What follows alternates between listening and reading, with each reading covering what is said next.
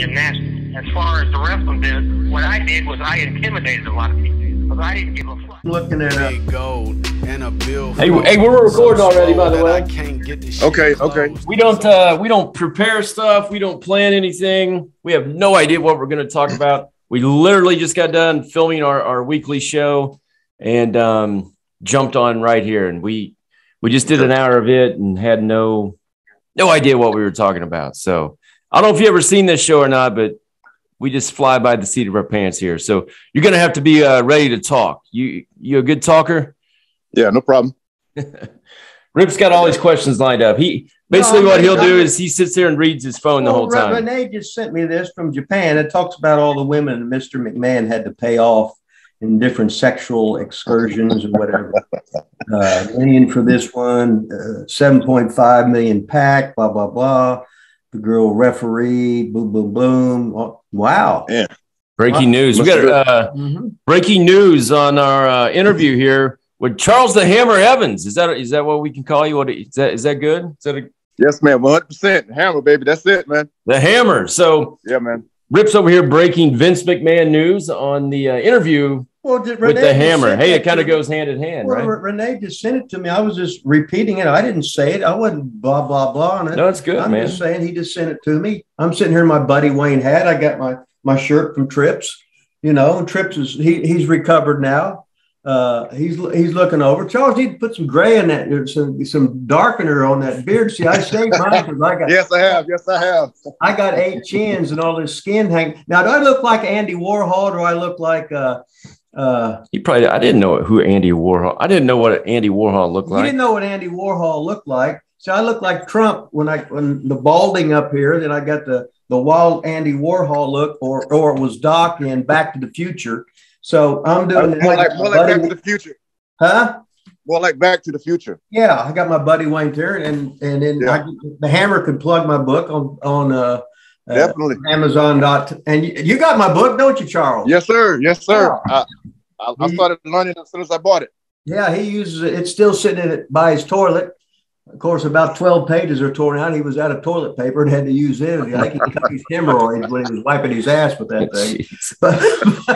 No, it's pretty good. It's actually pretty good. Hey, we got no rules around here, you know. And Von Lilas is over here. He stifled me. Anytime I say PHUCK or anything, he puts a slash down there of how many I've had. He gets me all wound up because he makes asinine statements. I think he does it on purpose too. I give him 1 per minute now. We're at 60 per episode. We're going to try it that way and see. I don't want him to totally eliminate it, but I think it might help us with our YouTube views if we can just cut it down just a little bit. But yeah, you can say whatever you want, man. It's not a big deal. Okay, I was thinking about that because there's a few things I would like to say, and especially with what's going on today. Which is totally different. You can say whatever you want, man, and then you can say whatever you want. As long as it's not knocking today's product, because every match has to have a dive. You have to have 27 false finishes. You have to have everyone being a 2.9 count. And then with the face, you can't call anything. And then when they kick out, you go, "Oh my God, I can't believe you kicked out." We have to have everybody looking the same, working the same. Do not get over. Big move. Look, yeah. Oh, you got to do that, baby. Charles, do you watch wrestling today? We got no sound. There, you're back on. Oh, now you're grabbing some internet problems. Every now and then, when I can, I only watch maybe about 5 to 10 minutes of it because none of it's the same. So I'd rather watch YouTube or go watch some Mid-Atlantic. Or actually, last week I was watching some let's say I think it was WCW, and it was Booker T and Benoit, the best of 7. Oh yeah, and just the way that they worked hard to put over what they were trying to get over. That right there, that's different from what it is now. So I'm not knocking the product now, but it's not something I would want to be a part of as far as diving off of everything, because that doesn't make any sense. And you can actually get more out of if more people would take the time to get Rip's book, man, the actual wrestling business as a whole, that would help. it's not complicated, but it makes a lot of sense. And just the fact of protecting your pin covers, man. When I got Rip's book and I read that, it hit me like a ton of bricks. I was like, that's what that means. As a heel, you cover like a heel. You know, you do things like a heel. It's a way to you're protecting your own count. So therefore, you don't have to do your big move where you jump off the top of the skyscraper just to kick out. And the fans are accustomed to that now. This is what they want to see, compared to let me get that arm again, go back to that headlock, or go back to the leg, or go back to the back. You know, there's so much more you can do other than just what we see now. And also, Rip, you talked earlier about guys getting hurt. Well, if the guys would have a class to work on the fundamentals instead of what they do on live TV, then maybe people wouldn't get hurt as much. Yep. And just talked about that again today. Yep. Anyway, I mean, each match, man, I mean, the first match, you watch matches, man, they're diving out within 2 minutes of the match. And where are you going to go from there? Once you do that, that's just what they're getting accustomed to. And that's not getting you anywhere. Right. Yeah, we talked about that again today. And Rip, you know, anytime Rip can get somebody on here to just plug his book nonstop, like you just did, I mean, you're going to be a favorite. Matter of fact, let me get it for you. We've got a copy here, man. Oh yeah, I got mine too. Right here. Hey, there you go, Rip. Yes, sir. Autographed and everything. He hadn't opened it up yet. He hadn't looked at it. Hey, so what I do like to talk about on you see that? You see the yellow notes? Let's see. Can we get the yellow notes in there? Oh yeah, highlights, man. Oh, there you go, Coach. He just did that like 10 minutes ago. Yeah, he's ribbing me. He's working me. He goes, no. Those guys are too dumbass. Yeah. I'll just do this and act like I've been reading it. Yeah. Hey, I do like to cover a lot of fur. Where did you start your wrestling training? Wasn't in OVW, was it, or was it? Oh no, it was in Texas. I started out in 2000. We had a school in Austin, Texas. It was Ivan Putski School of Pro Wrestling. Okay. But Putski was only there for like 3 months, and then some other guys from the Indies took over. So we didn't learn that much, but we learned enough to get us going. So I spent about a year working on the Indies in Texas and Missouri and Oklahoma with guys like, Lance Hoyt. You know Lance Hoyt, right? Yep. Okay, he and I started out in the same school together. Okay. Yeah, and I saw him last year at AEW. It was good to see him. He's one of the guys who hadn't forgotten right, the guys who started out with, which unfortunately a lot of guys do on purpose. I'm gonna cuss a little bit, not too much, but that's. Oh, you can cuss all you want, man. You're fine. Okay. Yeah, because 49 years of age and best shape of my life, and I'm not even really trying to train hard right now. I've learned to just be more natural with everything, and too many guys get what they want to get, and like Rip said years ago, they may give you a rib, they may acknowledge you 10 years from now, maybe not, but it's okay. But I'm okay with that. But it was good. Anyway, it was good to see Hoyt back there last year. So it was once I started in the Indies in Texas, the next year I was still in the military at the same time. I was still in the Army at the time. Yeah. So I actually had two good things. I was able to be in the military and start training. But once my time was coming to an end in the military and I was still wrestling, I went to a camp where I first met Rip at tryout camp. I met, actually, I'll give you the list. It was Pat Buck, Lennox Lightfoot, Cherry, I think Mario from Jersey. Yeah, Mario Baccara. Yeah. Pretty much the guys that ended up being in our intermediate class. Now, was this an OVW camp? Yeah, that was a camp, and I had about a year and a half of experience before I got to OVW. But Rip the first time I met Rip, he said, "Hey, after my match, I had to say, you've been trained by an old fucker." I never forgot that because I powdered out of the ring. I kind of got, so, and after that, I got the call to come back, and of course, got a contract for only just about 2.5 years before I got released. But most of my training came from OVW and a little bit from Dory Funk too. I forgot to tell you about him. Wow. Spent some time with Dory Funk before I got to OVW, and then once I got to OVW, it was with Rip and Danny and Al, of course. I still say to this day, if you could go in there and train for an hour, man, you can get in shape. Yeah, you can get in shape, man. And you don't have to hurt yourself, man. Let's see. It's just like a Rip I went to a Rip's seminar maybe a couple of years ago. Remember Rip? Yeah, that was in Texas for Mo, right? Yeah. Okay. And it was so cool because I was so lost. But the funniest thing was, man, we did a headlock spot, and Rip told me, "Hey, News, Charles bump him." So I didn't understand what he was telling me. So he had to explain it to me. And then once he explained it to me, it made so much sense. And I still remember that to this day because that was an actual match he gave me with bumping the guy from the offensive or defensive position. So, and we did the hangman drill, which I haven't had done that in a long time. I had so much fun doing that. I had so much fun just being back in the ring. And it felt like I was out of the ring for maybe 6 years. So I didn't lose any, what's the word? I felt comfortable in there. Okay. Yeah. Well, it's like, yeah. And had a lot, huh? Yeah, no, that's good. It's like if you play basketball your whole life and you take 6 years off, then all of a sudden you get 3 shots in a row from 18 feet and you're starting to hit right. Hey, you feel like you're 18 again, Yeah. Mm-hmm. Muscle memory, baby. So did you go there to get back into business or go there to have a good time or?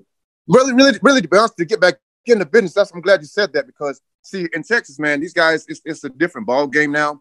So everybody's a star and everybody has their way of, it's more idols. They're more idols than anything else. When I mean idols, they just believe that, okay, or I'm the star. So these promoters and the bookers, they have this select few. So they want young guys. They want guys who can just do all the silly stuff. Yeah. And compared to some veterans who will say, "Hey, look, no, I'm just going to work this guy's arm and I'm going to get heat on this. I'm going to do it like that. And you can beat me with a small package and 1, 2, 3, and then I'm out of here." So you have to speak up for yourself. And here in Texas. Yeah. But I will be making some moves here soon, heading to South Carolina, so I can hook up with NWA and nice. NWA Power. I've been trying to email those guys and get in contact with them, but I see that's a big thing now. I know it's most of the guys who are on the roster are from OVW. Yeah, there's a lot. Yeah, and, there's a lot. It's a lot, and it's a lot of. I'm gonna be honest with you, man. Some guys, they on both sides of the fence, as in yes and no. We can't give you a straight up answer. Yeah, So you have to be serious about it and let them know, hey, well, I'm here to trying to get a job, and yes, I'm older, but I'm older for a reason because I'm not going to do certain things. Right.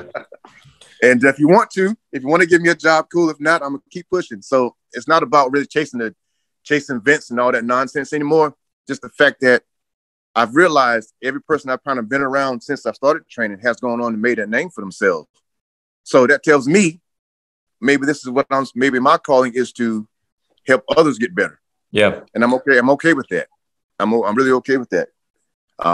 Awesome, man. Hey, we're here with Charles the Hammer Evans. I'm gonna rewind back a little bit and hit on a couple other things. So in Texas, was there anybody else that you remember from your training days there? Was there anybody else that we might know that went on? And do you remember your very first match? Who was your very first match against? Yeah. Here's the thing. Once Ivan Putski left the school about 3 months, And a guy by the name of J.L. Murillo, he was an indie guy from Texas, had worked with Sean, worked with Rudy Gonzalez and down there in San Antonio and Corpus Christi and whatnot. And the first match I had, which was a hardcore match, which didn't make any sense. We didn't know what we were doing. Wow. I had enough sense to realize that I didn't know what I was doing swinging in this trash can in this match, and none of it made any sense.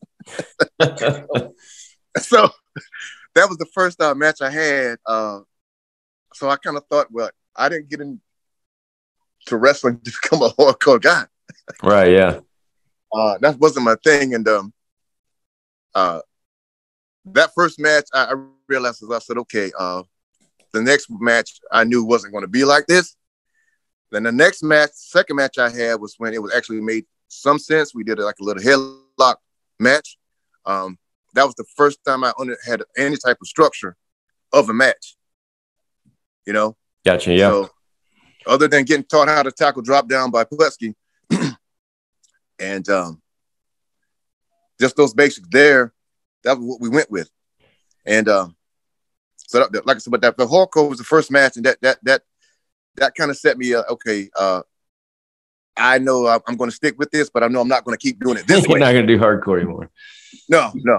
So then was OVW then? It was the training ground at the time, right? Developmental. Did you just like search it, find it out? You knew there was a camp there. You decided to take the jump then to Louisville.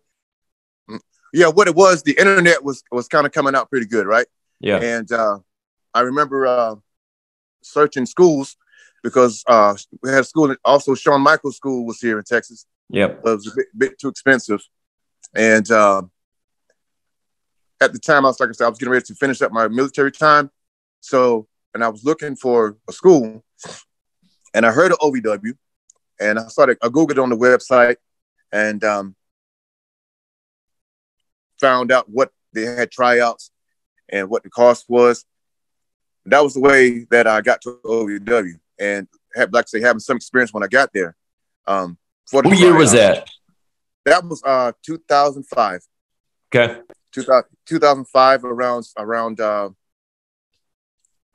May or June, because once I got signed, I think it was myself and Boris Santino. Yep, he was just on the other day. Yes, I was listening to him. Oh, nice. So before you got signed, though, you were there. Was Rip your Yes, trainer sir. at that time? Yes, sir. I was the fat bastard. Yes, sir. I was the fat bastard. What was your first take on Rip? How did that go down? You remember meeting Rip? What'd you think of Rip? Yeah. Well, see, like I say, we had the tryout camp, and I'd never seen Rip before. Well, I didn't know who he was. I didn't know that he was who he was. You know. And after the first time, like I said, the first time I met him was we were at the camp, and then when I got accepted and I came back to the school, I walked in the door, and Rip was sitting there at the desk, and I introduced myself, and told me to have a seat. And later on, I got in the ring and I blew up. Did he make you puke in the trash can? I puked in the bathroom. And, Serena came and checked on me because I was so nervous. I wanted to make it, and I was going so fast. And I remember Mondo and Rip was at the desk, and I was doing the drills, and I never pushed myself like that before. Yeah. But I knew when I went in there and threw up, man, I knew this was going to be some good stuff, because learning how to get in there for 45 minutes on 45 to an hour on doing drilling on this, drilling on that. Of course, you know Von Lilas how it is, but I mean, the training we used to do for an hour and switching gears, switching body parts, and switching partners, and and it was about 100 degrees in there, depending on what season it was. Yes, yeah, it was pretty hot there. We turned the AC on for us a little bit. Not much. Well, yeah, especially probably once you got into the contract class. But for us, we didn't get the AC in our class. Well, I just sit there and fucking sweat too. Yeah, he stayed on us, and if he saw something in you, he would stay on you. You know, we let you know, you need to do this, you need to do that. Be aggressive with this, be aggressive with that. So before you got signed and you were in OVW, did you do any OVW TV before you were? I did. Yes, I did. Do you remember your first match at OVW? Well, before I had my first match, I was working with The Miz as his bodyguard with Chris Cage. It was Chris Cage and The Miz, or Craig Cage and might have been Capitelli. But I started being Miz's bodyguard. And so I just could get some heat. And my first match as a non-contract guy was with it's a smaller guy. He might have, I think his name was Mikey something. He was a contract guy. I think he was a cousin of Billy Kidman, maybe. I don't remember. I don't know. Yeah. Well, anyway, he was a small guy, and I didn't know what I was doing. I should have taken over and taken over the match, but I didn't have the knowledge about what that was. So Rip pulled me to the side and told me what I did not do right, and I felt pretty bad after that. But at least he told me the truth. And then after I started teaming with well, let me back up. In the amateur class, it was Boris and I. We did we tagged quite a bit at the amateur shows. Yeah. Remember the stores you had to sell the tickets? Yeah. Okay, that's what we did. And that was before I got signed. Well, that was the amateur show match. And then I had the match with as a matter of fact, it was I had a couple of matches. It was myself and Vic Divine, or Showtime Vic Divine. You know, Macho Man? Yeah, it is the Macho Man gimmick now. Okay. And we worked with the Highlanders a couple of times. Okay. Yeah. So the opening dart matches. So I had a few dart matches before I got signed. So how long were you in OVW before you got signed? About a year and a half. Year and a half? I was finishing up Rip's class, and I remember Laurinaitis was coming in town, and I asked to see if I could go to SmackDown in Cincinnati because I wasn't signed yet. So see if I get permission or blessing to go. Yeah. And I had that was the night I worked with. I had my first WWE match. It was with Hacksaw and Eugene in a tag match. Nice. Derek King. Remember Derek King? Oh, yeah. For sure. Yep. Yeah. Mm-hmm. He and I tagged. And so you asked for permission to go, and then they end up using you in a match. Yeah, I asked Al. That's wild. I just finished Rip's class, and I just finished Rip's class, and some guys had moved on to advanced class, and I was kind of like next in line to move up. So, and that's when I asked Al, and Dan, I think I asked Al and Danny, was it okay? It's because I was working at Chili's at the time. Dealing with nice thick chicks and yep, that's wild. And certain guys, certain men. I'm straight, but I mean I was cool with a lot of people. So do you remember? I always ask this for all the people that come on here that have been signed. I never got signed. But I always ask this, like, what was that day like? How did it happen? There's a lot of different stories from different people on how it actually happened. Who's the one that contacted you? Like, how did that day all go down? Did you know it was coming? Was it a surprise? Like, take us into the actual time that you were offered a contract for the WWE. Okay, I'm glad you said that. Actually, what it was, I was working with Jerry Lawler that summer at Six Flags. Okay. And Lawler had kind of gave me the Iggy to let me know that I think they're looking at you.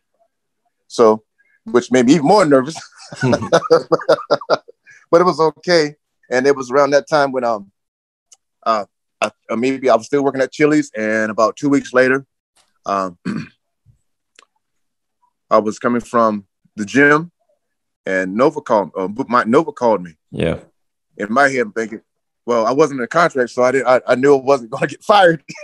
That's a good one. Yeah. So I was living at the Suburban Lodge, I believe. Yep. Yeah, the lodge across from what is it? Yeah, I know where you're talking about. Up the street from fitness, from down the street from Fitness Factory. Yeah. And across from Kroger, I believe. So Nova called me and asked me how would I like to work for the WWE. So, well, I was trying to like pull over. This was real. But Nova called me and told me, say, hey, make sure you don't quit your job just yet. We got to still have things to do. And it was kind of a surreal feeling because honestly, I didn't grow up being a WWF fan. I'm a WCW guy. Yeah. Always have been. And just like, I still like Mid-Atlantic Championship Wrestling today. And I always will. Right. Because what I grew up watching. So. But you weren't going to turn down the contract because of that. No, I wasn't going to turn it down. But I had enough sense to know that, okay, well, like Danny Davis told me, the day I got signed, he said, okay, now the hard part begins. Right. Trying to keep your job. Try not to get fired. Get fired. Yeah. And that was a good feeling. I felt like I came here for a purpose and I got that purpose accomplished. Yeah, it's awesome, man. Now, I mean, there's been several people that I know, the story, but actually several people we've, interviewed on here too, the same type of story. Like you weren't signed and brought in like some of those guys. You came in, you're talking about working at Chili's, living in the lodge or whatever and all that kind of stuff. And those are the stories that are, I know Rip thinks. It wasn't easy. It wasn't easy, man, because see, between working at Chili's and trying to get to practice and make enough money at Chili's so you can pay that high expensive rent from the lodge and maintain your own personal bills, it was a sacrifice. It really truly was. And at the time, I wasn't married at the time, of course. Yeah. But it was easy for me. I didn't have any kids at the time till a couple years later. But living at the lodge, Oh, go ahead. Sorry. Living at the lodge and paying my dues like that and paying to see if I could go be a part of like when the contract guys would have house shows. That was one thing about Rip. Like, look,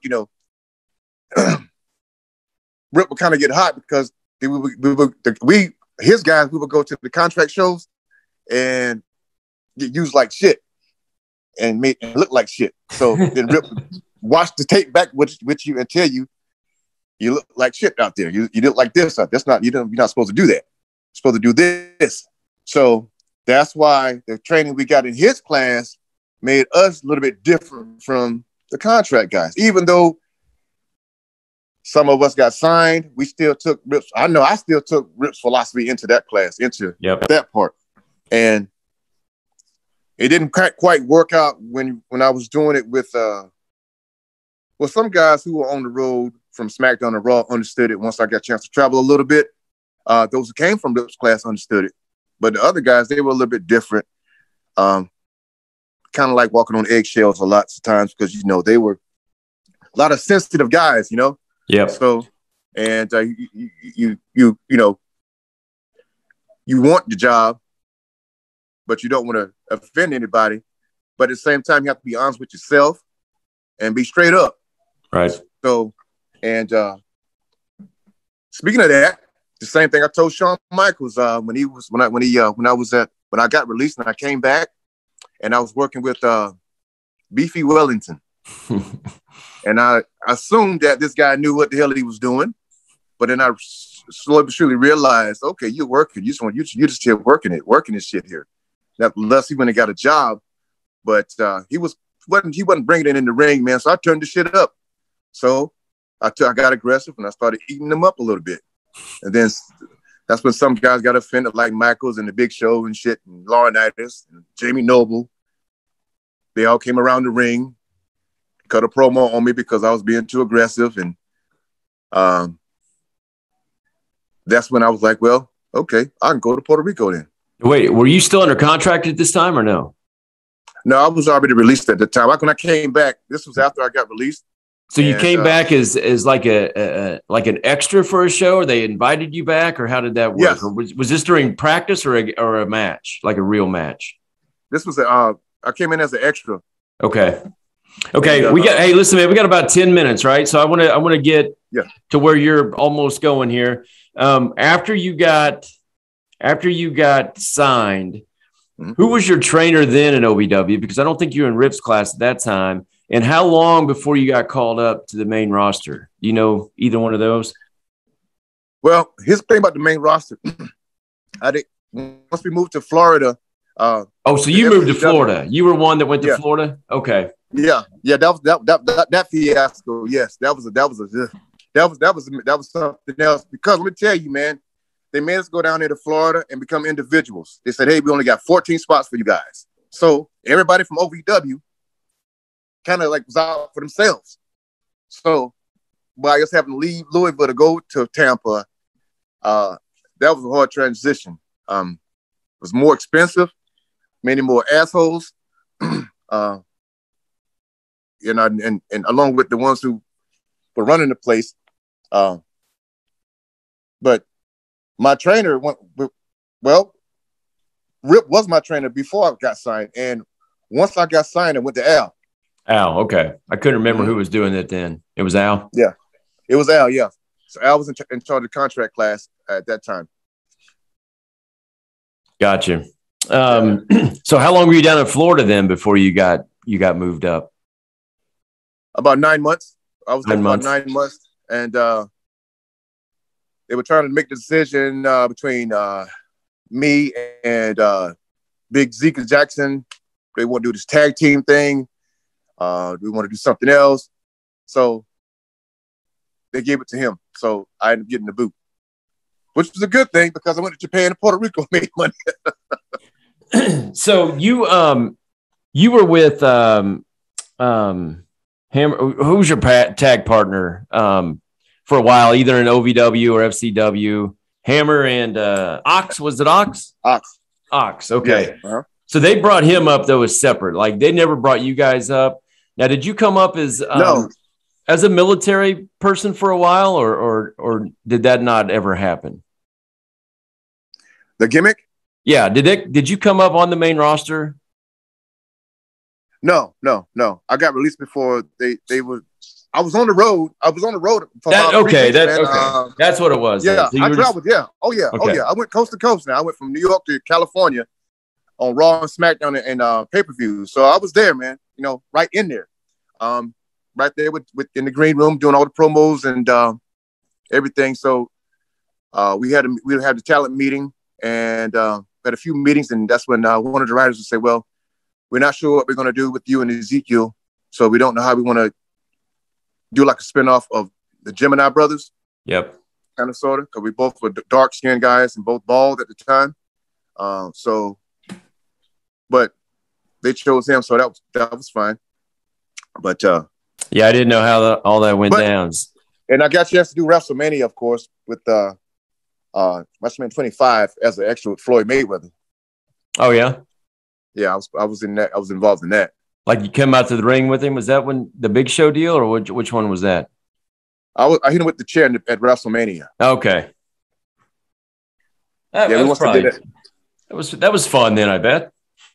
Yeah, but see, Mayweather didn't know I was already a worker, man. He didn't know. That was interesting. To have him try to tell me how to do what the fuck I wanted to do. So we must have went over that spot about 100 times, just with Floyd to get this together, and that was interesting. And right. Doing that, I feel like I really feel like once this CD comes out with Big Show and his whatever CD is going to come out with, I think there should be some type of royalty coming out of there for those who the extras it's in this thing. Oh, really? I didn't know. I would see, and I learned later on. I should have gotten a double payday because I was under contract and I was working as one of his guys, one of Floyd Mayweather's guys. So that should have been 2 paydays. Yeah. I didn't know that. Hey, Rip, you got any impressions of Charles when you met Charles, training Charles? Let me tell you this right now. Charles, remember this now. To make extra money, like if we was in class on a Saturday afternoon or whatever, we had Charles the Hammer's car wash. Car wash. And he would have the bikini briefs on. The big hammer would be exploding. Yes. And all of a sudden there would be cars and cars and cars of middle-aged homosexuals.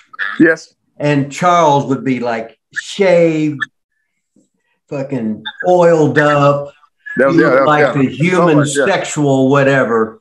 And he might as well be taking him dollar bills and just stuffing them down his trunk. In there. The hammer was over. Man. Huh? Yeah. I did a couple of car washes. Now, did you see any of that money, or did Rip take it all? No, it was all his money. Oh, okay. That was my money. I got the idea from Rip.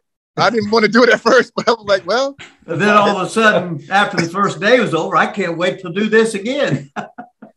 I enjoyed it. Yeah, I got to know because I was working at Chili's too, man. So I got to know quite a few pretty cool gay guys. You know, I never got with them, but I always was nice to them. Allegedly. I just took their money, you know. Yeah. So I don't need to ask you where the nickname the Hammer came from. Then is that he was the Hammer, baby. That came from let's see, who gave me that name? He had length and width. Yeah, let's see, who gave me that name? But I'm saying it doesn't matter who gave it to you. I don't. The Hammer part came from OVW. Yeah, I can't remember who started calling me that, but it stuck. Probably Rip. It was me. I would say Rip. I mean, if anybody was going to give somebody a nickname, the Hammer, because of the hammer, it would be Rip. It would be Coach, man. Definitely. Now, I know you said you wanted to talk about some stuff, and I don't know if you talked about what you wanted to talk about, but we really only got 2 minutes and 30 seconds left. So I didn't know if there's anything you want to put out there, any plugs that you got. I know you talked about NWA. You're back in the ring. Any promo you want to put out there in the last 2 minutes here? Yeah, sure. Just to let the world know that regardless of your age, man, if you have a dream, you keep plugging, you keep fighting, man. You don't quit on it. If you do get older, you only get stronger and better. So, NWA Power or Impact, mainly those two, I should be signing with somebody here in the next year or so. Nice. Most definitely. Because I will be going to Atlanta, by the way, just to pop in some of those shows over there. Good for you, man. Yeah, I'm with you. I'm 48. I'll be 49 here in a month, and haven't been in the ring for a while, but living out my wrestling fantasy, so to speak, here with the legendary Hustler Rip Rogers at Lilas Studios. So still connected with it some way or the other. Still love it. So I'm glad for you, man, that you're getting back in there and getting at it. And NWA Power, Impact Wrestling, Charles the Hammer Evans. Yes, sir. Sign his ass today, baby. I'm just thinking about him, the sun beating down. Dark tan. The skinny little bikini briefs, that big sausage exploding down there, and everybody driving up going, ooh. And he was just raking that money in. That's how I paid my rent at the lodge, man. I had to do what I had to do. You had to survive, baby. Survive there, man. I mean, right. Yeah. He wouldn't call them fat chicks now because chicks are real voluptuous now, but the big girls, oh yeah, man. Big girls, man. They big boned. Mm-hmm. Thick. Yeah, that's it. Yes, sir. Yes, sir. All right, man. Yeah, man. Hey, well, thanks for coming on, man. Really appreciate it. I know it was very, very late notice. Okay. Hell, I didn't text him till last night, so that was late notice. Glad you made it on today, man. Glad you watched the show. Yes. And glad things are going well. So maybe we'll get on and do this again. Don't forget about us when you sign. Far above them mentally with mental gymnastics. As far as the wrestling business, what I did was I intimidated a lot of people because I didn't give a fuck.